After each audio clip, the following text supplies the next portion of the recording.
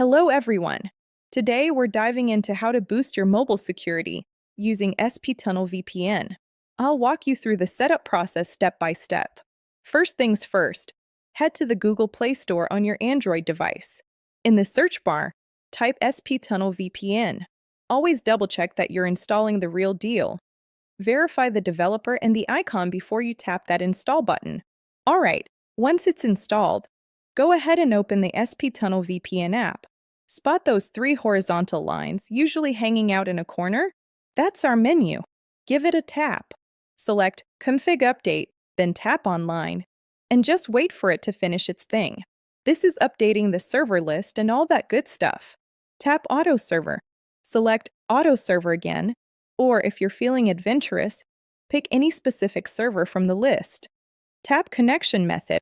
Choose Worldwide UDP. This is usually a reliable option for most people. Optional if you're still having trouble or want to try and optimize your connection. Search for your country and select it. Tap At Time to extend your connection, because who wants to be cut off unexpectedly? And finally, the moment of truth. Tap Start to kick off the VPN connection. By following these steps, you've seriously leveled up your mobile device's security game. Thanks for tuning in.